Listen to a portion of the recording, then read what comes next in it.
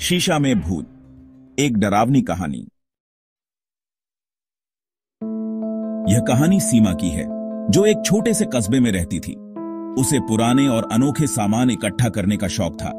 एक दिन उसने एक प्राचीन शीशा खरीदा, जो उसकी आंखों को बेहद आकर्षक लगा। वह शीशा खूबसूरत नक्काशी और अद्भुत चमक वाला था। सीमा ने उसे अपने कमरे में लगा दिया, लेकिन उसे नहीं पता था कि यह शीशा उसकी जिंदगी बदलने वाला है।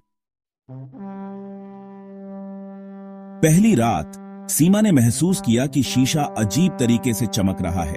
उसने इसे नजरअंदाज कर दिया और सोने की कोशिश की, लेकिन आधी रात को जब उसकी नींद खुली तो उसने देखा कि शीशे में उसका अक्स अजीब तरह से उसे घूर रहा है। उसका प्रतिबिंब उसकी हरकतों का अनुकरण नहीं कर रहा था। सीमा डर गई, लेकिन उसने खुद को संभालने की कोशिश की। अगले दिन जब वह शीशे के पास गई तो उसे लगा कि भीतर कोई सरसराहट हो रही है। कुछ ही पल बाद शीशे में से एक परछाई निकली। वह परछाई एक महिला की थी, जो बेहद डरावनी लग रही थी। उसने सीमा को घूरते हुए कहा, तुमने मुझे जगा दिया है, अब मैं तुम्हारे साथ रहूंगी।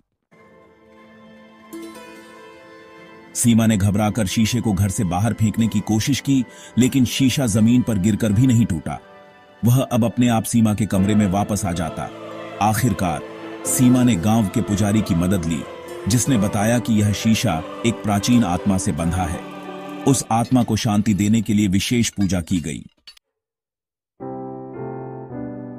तब जाकर सीमा इस डरावने अनुभव से मुक्त हुई। आज भी सीमा के घर में उस शीशे की जगह खाली है और वह कसम खा चुकी है कि अब कभी किसी पुराने सामान को घर नहीं लाएगी।